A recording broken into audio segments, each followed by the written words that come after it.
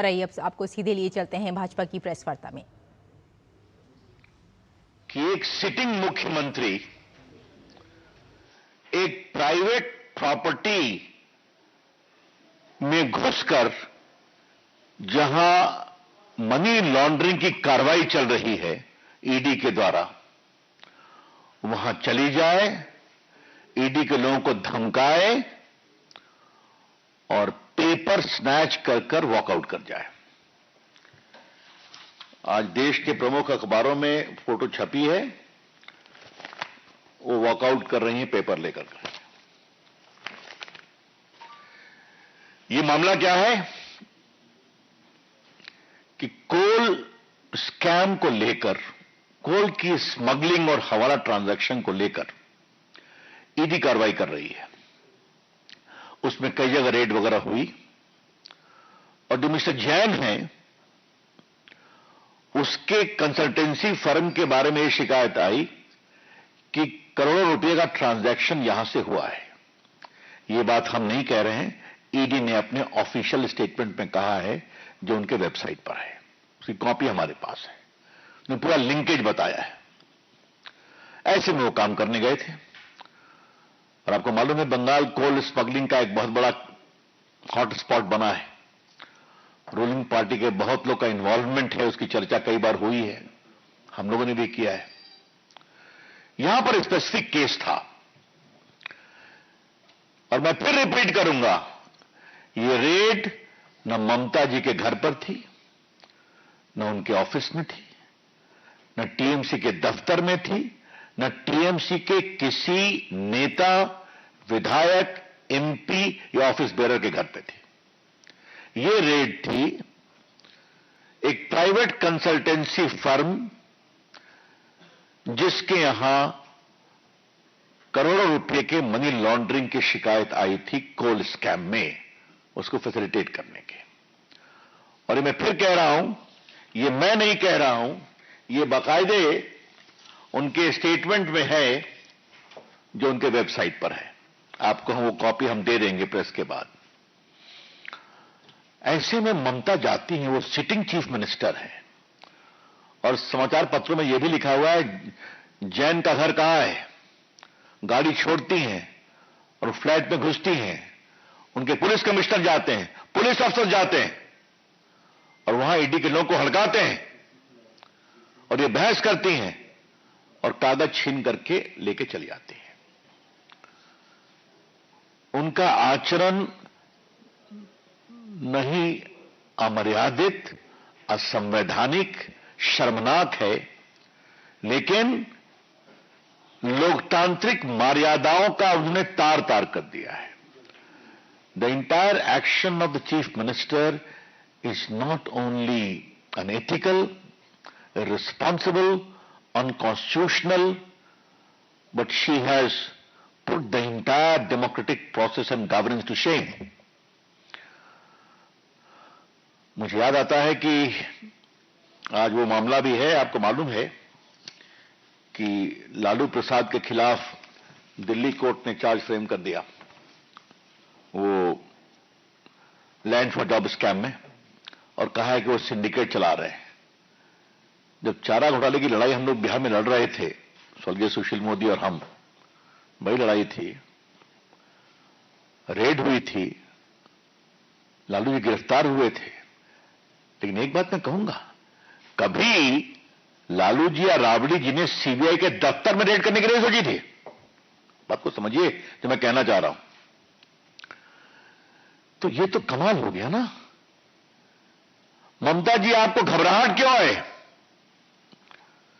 The BJP would like to ask Madam Mamta ji, what is your linkage with that consultancy firm? आपको इतनी घबराहट हो गई?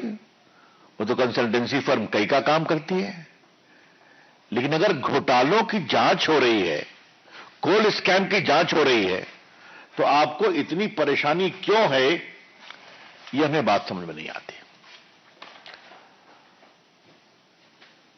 एक शब्द मैं कहूंगा, there is a lot of suspicious circumstances surrounding. ममता जी एक सीनियर नेता है ना, 10 साल से मुख्यमंत्री है, 15 साल से, 14 साल से केंद्र मंत्री भी रही हैं, तो गवर्नेंस समझती हैं। ये क्या है? तो अगर ममता बनर्जी सारे नियमों, कानून, लोकतांत्रिक मर्यादा को तार तार करके गई हैं, तो वहां कुछ बहुत सेंसिटिव था जिसको निकालना जरूरी था।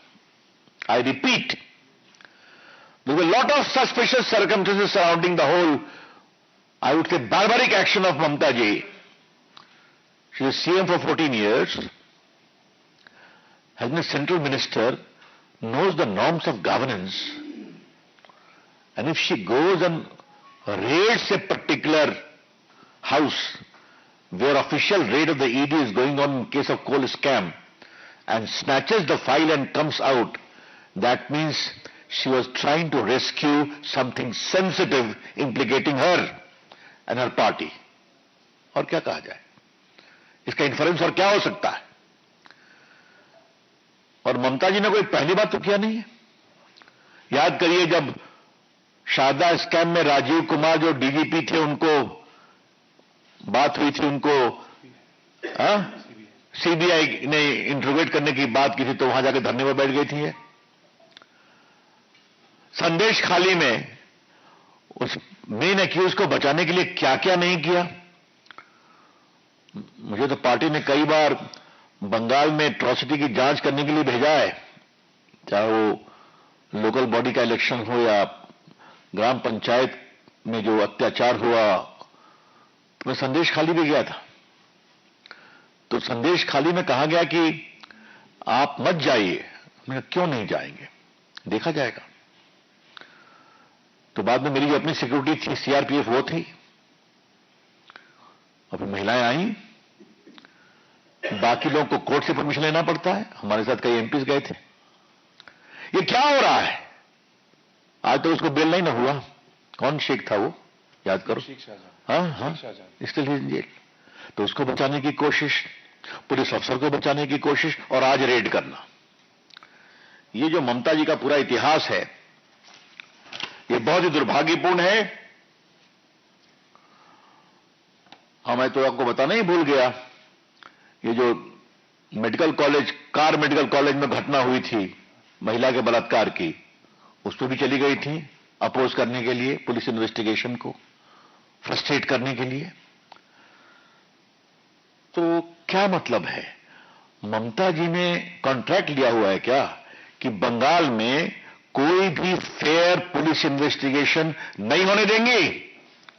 बंगाल के करप्शन में कोई भी सीबीआई या ईडी का इन्वेस्टिगेशन नहीं होने देंगी, क्योंकि हर जगह उनके सिस्टम के पांव हैं। और मैं क्या कहूंगा, everywhere there is a footprint of Mamata ji's ecosystem implicating all of them, therefore there is a scare। हम इसकी बहुत भर्त्सना करते हैं। आज हमारे पास ये पूरा लिस्ट है, संदेश खाली, उसके बाद cattle smuggling, Anubrata Mondal, Duare ration scheme, Bogtui massacre, Hanskhali rape case, Alapan Bandyopadhyay case, Narada scam, ये सारा हमारे पास पड़ा हुआ है। लेकिन आज की जो घटना है, बीजेपी की ओर से हम ममता जी की भर्त्सना करते हैं। We condemn outright the utterly irresponsible conduct of Mamata ji. और कानून के छात्र के रूप में हम कहना चाहेंगे, यह अपराध भी है। It is a penal offence कि जहां भ्रष्टाचार के खिलाफ जांच चल रही है, वहां जाके जांच को रोकना और फाइल को छीन करके बाहर निकलना। Mamata ji is guilty of serious penal offences. बड़े आपराधिक कानून से उनका वो अब उसके अभियुक्त बनना चाहिए। अब मामला आज कोर्ट में सबों ने गए हैं, बातें चलेंगी, लेकिन प्राइमा फेशिया उनका जो कंडक्ट है, और अभी तक इतना विस्तार से छपा है, ममता जी ने अभी तक इसको कॉन्ट्राडिक्ट भी नहीं किया है कि मैं नहीं गई, मैं गाड़ी से उतरी, पूछा और सीधा घुस गई। तो पार्टी की ओर से हम इसे बहुत ही कंडेम करते हैं मित्रों। एक खाली आपको बात कहना है कि आज जो लालू जी के ऊपर जो चार्ज फ्रेम हुआ है, मैं उसकी एक ही बात कहना चाहूंगा आपके लिए। The court finds on the touchstone of suspicion there existed an overarching conspiracy by Lalu Prasad Yadav towards using public employment as a bargaining chip for receiving immobile property for his family, daughter, wives and sons. तो ये हाल है, और इनके बारे में मैं एक ही बात कहूंगा कि कहीं तो फुल स्टॉप करते लालू बाबू। लालू प्रसाद को चारा घोटाले के 4 अलग अलग केसों में 32.5 साल की सजा हुई है, 32.5 years। Bitumen scam, selling the property, land for job scam. तो कितना स्कैम करेंगे लालू बाबू, क्या मतलब है इसका? तो खैर, जो एक कहावत है, law will catch you up, वही हो रहा है। That's all, friends, from my side. I'm open to questions. Mohit, thanks now. Sir, today we saw that how the TMC MPs went to Karnataka Bhavan. They were protesting against the Home Minister, saying that ED is being used as a political tool. They have made it Home Minister versus Mamata Banerjee and the TMC. How do you see this? What else they will do? What else they will do? There are colleagues in the parliament, but this is completely irresponsible. Sometime they will go and घेराव the election commission. Huh? Now they are going to the Home Minister. That means the honorable members of Parliament of the TMC are becoming the front soldiers to concede corruption of TMC. यही है क्या? Sanjay ji, sir, इसके पहले CBI को ममता बनर्जी गिरफ्तार कर चुकी, ED की कार्रवाई में हस्तक्षेप कर चुकी, आपने कई सारे मामले गिनाए। वहां का राज्यपाल इसको जांच की दी जा रही जांच। आपको नहीं लगता कि लॉ एंड ऑर्डर खत्म हो गया, राष्ट्रपति शासन लगाने के लिए ये सुटेबल केस है? हमें पूरा विश्वास है कि कुछ महीनों में वहां की जनता ही उनका पूरा हिसाब करने वाली है। हाँ। विकास जी, ममता जी के शासन के पाप का घड़ा भर गया है। विकास जी। सर, टीएमसी के लोगों ने आरोप लगाया है कि बीजेपी बंगाल को ईडी के जरिए या केंद्रीय एजेंसी के लिए लूट लेना चाह रही है, डकैती डालना चाहती है। ऐसे शब्दों का प्रयोग किया गया है कि आप लोग वहां डकैती डलवा रहे हैं, लूटना चाहते हैं। बंगाल में कौन लूट रहा है, ये तो पूरा सब मैंने उदाहरण बताया कि नहीं बताया? कोयला स्कैम, नारदा स्कैम, संदेश खाली, शिक्षक स्कैम, सब तो कोर्ट से आया है ना। हाँ। Any more questions? Thank you. धन्यवाद। Thank you. हम आपको भाजपा प्रवक्ता रविशंकर प्रसाद प्रेस वार्ता कर रहे थे, जिसमें उन्होंने सीधा हमला ममता बनर्जी पर किया और कहा कि कोयला तस्करी और मनी लॉन्ड्रिंग से जुड़े मामले में कल पश्चिम बंगाल में ईडी के जो छापे पड़े हैं उसमें कहीं ना कहीं ममता बनर्जी का कोई ना कोई साथ है, और इसीलिए वो बार बार इसी के लिए परेशान हैं और बार बार ये बात करती हैं कि आखिर ऐसी क्या बात है कि वो सारे दस्तावेजात छीन कर ले जाती हैं और ईडी को साथ साथ धमकाती भी हैं।